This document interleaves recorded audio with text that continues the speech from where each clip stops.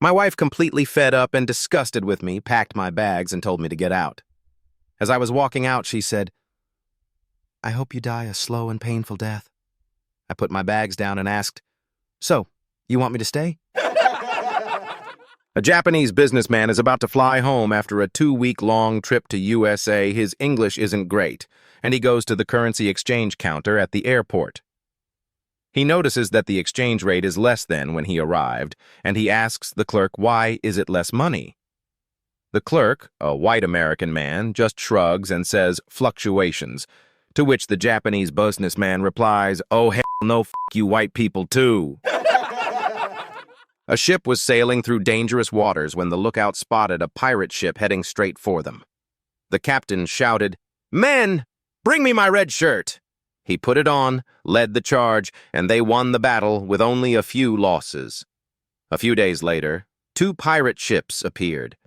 Once again, the captain called for his red shirt, and after a tough fight, they were victorious. Finally, the crew asked, "Captain, why the red shirt?" He replied, "Because if I get wounded, you won't see the blood, and you'll keep fighting with courage." Weeks later, 10 pirate ships appeared on the horizon. The captain took one look and yelled, "Men, bring me my brown pants." One day, little Timmy was at school and overheard a bad word. He went home and asked his dad what it meant. His dad, not wanting to explain, said, "Oh, that just means coats and jackets." The next day, Timmy heard another word at school and asked his dad again. This time, his dad said, "That just means cooking." On the third day, Timmy overheard yet another word, and his dad quickly explained, "That just means Grandma and Grandpa."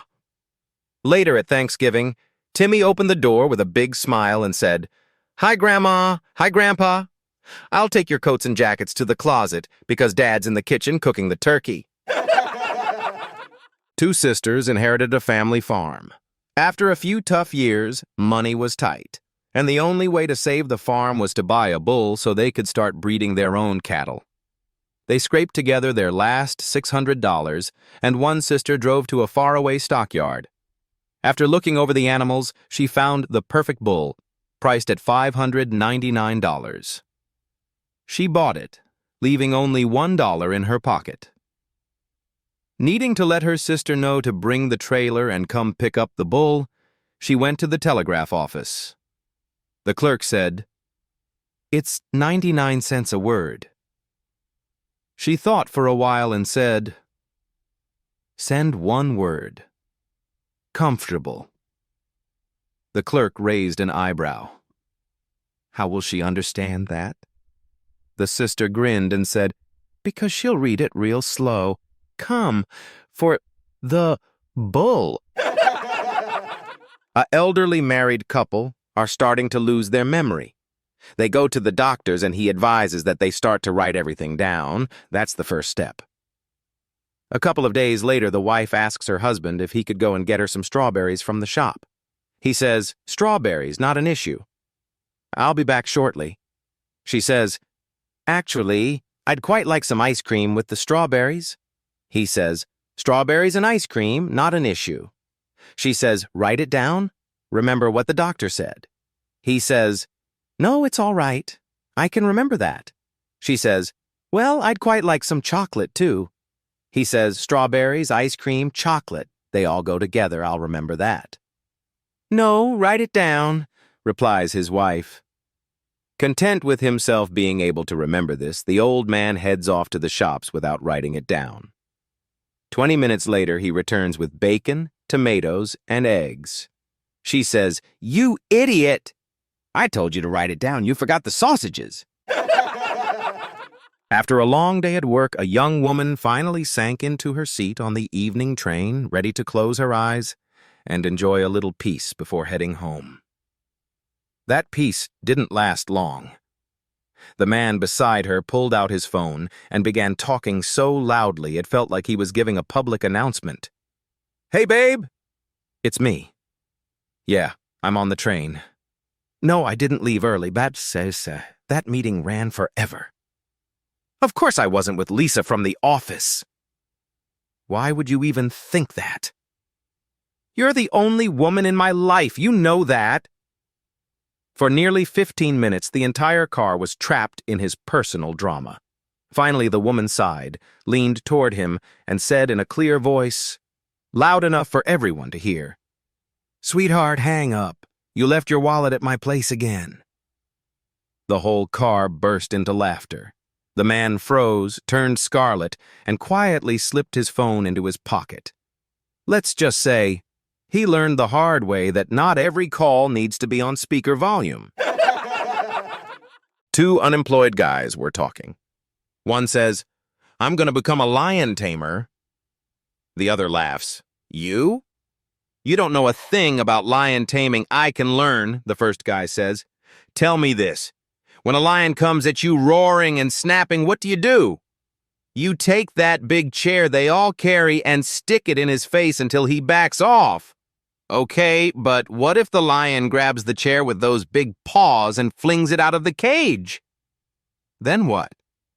Then I use the whip they keep and lash him until he backs down. And if he bites the whip in two, I pull out the pistol and shoot. And if the pistol jams, then I scoop whatever's on the cage floor, throw it in his eyes, and run." One more thing. What if there's nothing on the floor? That won't happen. If that lion gets that far, chair gone, whip broken, pistol jammed, you can bet there'll be something on that floor. One night, while he and his wife were getting ready for bed, he leaned over with a grin and said, "Baby, I've decided to name it Life, because life can be so hard." He waited for her to laugh or flirt back. Instead, she pulled the blanket, peeked underneath, and said, "Well, honey, it's a shame that life is also too short." George went completely silent. And that was the end of his Mr. Life phase. From that day on, everyone just called him Shortcut George. An elderly French woman owned a small shop in her village for many years until a large supermarket opened across the street. The supermarket put up bold signs advertising their prices, including one that said, "Butter, $10." In response, the old lady placed a sign in her window, "Butter, $9." The next day, the supermarket countered with a new sign, "Butter, $8." Not to be outdone, the old lady updated her sign, "Butter, $7." This price war continued until one of her customers, concerned, approached her and said, "Madame, you can't keep dropping your prices like this. Big supermarkets can afford it, but a small shop like yours will go bankrupt." Leaning in with a sly smile, the old woman whispered, "Sir, I don't even sell butter." During the wedding rehearsal, the groom pulled the priest aside and whispered, "Here's $100. When you get to the part where I have to say obey and forsake all others, just skip it, okay?" The priest nodded silently and took the cash. The big day arrives. When the vows came, the priest turned to the groom and declared, "Do you swear to cook, clean, do laundry, rub feet, hand over the remote, and never glance at another woman, even in a dream, until death or a dishwasher separates you?" The groom's eyes widened. He stammered, "I do?" After the ceremony, the groom yanked the priest aside. "What the heck happened to our deal?" The priest handed back the $100 and whispered, "The bride's father paid me double and threw in a lawnmower." Gorgeous woman seduces the mailman the day before his retirement. But nothing prepared him for what she said afterwards. It was the mailman's last day on the job after 35 years of carrying mail through all kinds of weather to the same neighborhood. At the first house on his route, the whole family greeted him, congratulated him, and sent him on his way with a big gift certificate. At the second house, he received a box of fine imported cigars. At the third house, the folks gave him a selection of terrific fishing lures. At each stop along the route, he was met with congratulations, farewells, cards, and gifts of all types and values. Finally, at the last house, he was greeted by a stunning young blonde in a revealing negligee. She took him by the hand, led him inside, and up the stairs to the bedroom, where they shared a very passionate time together. Afterwards, she brought him downstairs and served him a huge breakfast. Eggs, potatoes, ham, sausage, blueberry waffles, and fresh squeezed orange juice. When he was stuffed, she poured him a cup of steaming coffee. As she set it down, he noticed a dollar bill tucked under the cup. "All this was too wonderful for words," he said. "But what's the dollar for?" "Well," she replied, "last night I told my husband that today was your last day and that we should do something special for you. I asked him what to give you. He said, 'Screw him. Give him $1.' The blonde blushed and added, "But the breakfast was my idea." It was a freezing winter afternoon, and a primary school teacher was helping one of her students put on his snow boots before heading home. He'd asked for help, and she quickly saw why. Even with her pulling and him pushing, those stubborn little boots just wouldn't go on. It was like wrestling a greased pig into a shoebox. By the time the second boot finally slid on, the teacher was sweating like she'd just finished a spin class. Then the boy looked up sweetly and said, "These aren't my boots." She froze, bit her tongue, took a deep breath. In her head she was screaming, "Not your boots? Then why did I just risk a hernia?" But out loud, she kept her voice calm, like a hostage negotiator. With another sigh, she began tugging them back off. Of course, they were suctioned on so tight it felt like she was trying to pull Excalibur from the stone.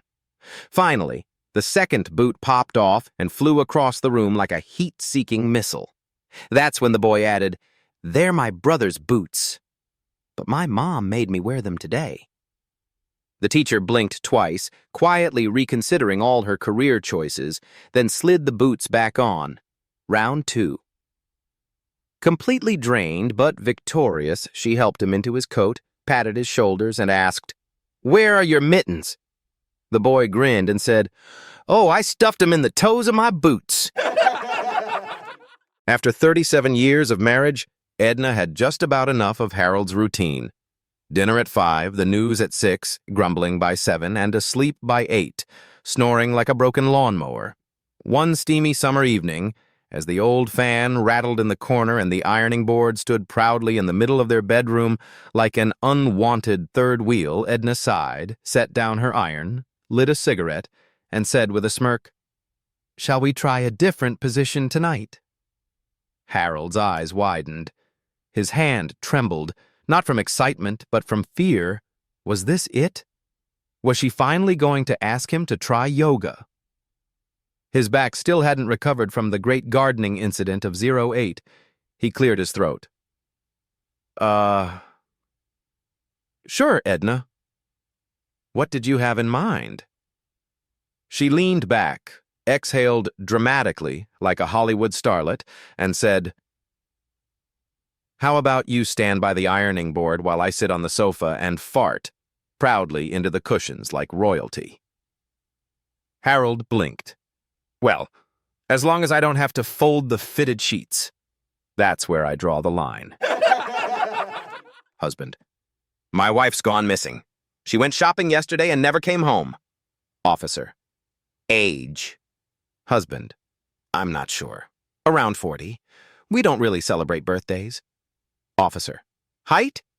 Husband: Maybe a little over 5 feet. Officer: "Weight?" Husband: "No idea. Not skinny, not heavy. Somewhere in between." Officer: "Eye color?" Husband: "I think brown." Officer: "Hair color?" Husband: "Changes a couple of times a year, probably dark brown right now. I don't really remember." Officer: "What was she wearing?" Husband: "Could have been pants, maybe a skirt, or shorts. Honestly, I'm not sure." Officer: "What vehicle was she driving?" Husband: "She took my motorcycle." Officer: "What kind of motorcycle?" Husband: 2018 Harley-Davidson Road Glide, twisted cherry finish, 14-inch ape hangers, Stage 2 upgrade, Vance & Hines fishtail pipes, Clockworks windshield, JP Cycles floorboards, highway pegs, crash bars. Starts sweating and breathing hard. Officer. Relax, sir. Don't worry, we'll find your motorcycle. A small boy named Arthur lived in a village. None of his classmates liked him because they thought he was stupid, especially his teacher, who was always yelling at him, "You're driving me crazy, Arthur!" One day, Arthur's mother came to school to check on his progress. The teacher told her bluntly that her son was a disaster, always getting very low marks, mischievous, and the most disrespectful boy she had ever taught. Shocked, the mother withdrew Arthur from the school and even moved to another town. 25 years later, the same teacher was diagnosed with an incurable heart disease. The doctors told her that only one surgeon could perform the life-saving operation. With no other choice, she agreed to the surgery. The operation was a success. When she opened her eyes, she saw a handsome doctor smiling down at her. She tried to thank him, but couldn't speak. Her face turned blue. She raised her hand to signal something. Then, suddenly, she died. The doctor was stunned, trying to figure out what went wrong, until he turned around and saw Arthur now working as a cleaner at the clinic, unplugging the oxygen machine to connect his vacuum cleaner. Don't tell me you thought Arthur became the doctor. A pastor went to the dentist to get a set of false teeth. The first Sunday after getting them, he preached for only 8 minutes. The second Sunday, he managed 10 minutes. But on the third Sunday, he preached nonstop for nearly 3 hours until the congregation finally helped him sit down. Concerned for his health, they asked, "Pastor, are you okay? What happened?" The pastor explained, "Well, the first Sunday my gums were so sore I couldn't preach longer than 8 minutes. The second Sunday I was still adjusting, so I went 10 minutes. But today, I accidentally put in my wife's teeth, and I couldn't shut up."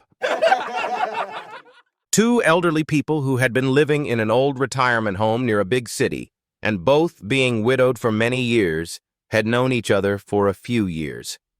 One Saturday evening, there was a community dinner in the main hall of the clubhouse.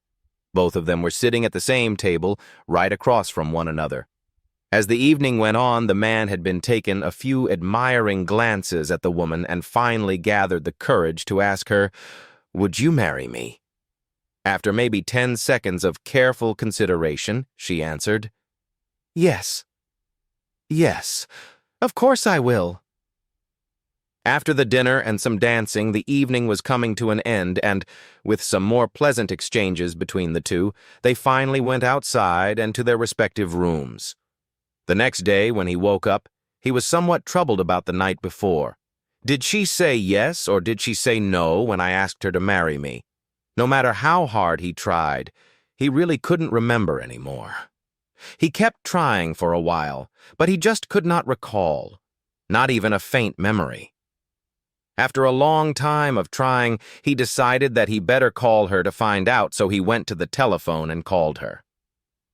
After she picked up, he directly started with explaining to her that he couldn't remember things as well as he used to do. After that, he reviewed the lovely evening of the night before, and when he gained some more courage, he finally inquired, "Do you remember when I asked if you would marry me? Did you answer yes, or did you answer no?" Her answer made him smile from ear to ear. "Why, I answered, 'Yes, yes, I will,' and I really meant it with all of my heart." And then she continued, "And I am so very glad that you called to ask me because I couldn't recall anymore who asked me to marry." Teacher, no homework again, Johnny? Or are you planning to stay dumb forever? Johnny, can I ask you something first? Teacher, go on. Johnny, what starts with a V? Every woman has it and uses it to get what she wants. Teacher, shocked. Johnny, it's her voice. My grandfather once told me this joke while we were having dinner at a restaurant. He was laughing so hard it took him 10 minutes to say the punchline. So let's get started. 3 women, 2 younger and 1 senior citizen, were sitting in a sauna only covered by a towel. Suddenly, there was a beeping sound. The young woman pressed her forearm, and the beep stopped. The others looked at her questioningly. "That was my pager," she said. "I have a microchip under the skin of my arm." A few minutes later, a phone rang. The second young woman lifted her palm to her ear. When she finished, she explained, "That was my mobile phone. I have a microchip in my hand." The older woman felt very low-tech. Not to be outdone, she decided she had to do something just as impressive. She stepped out of the sauna and went to the bathroom. She returned with a piece of toilet paper hanging from her rear end. The others raised their eyebrows and stared at her. The older woman finally said, "Well, will you look at that?" "I'm getting a fax."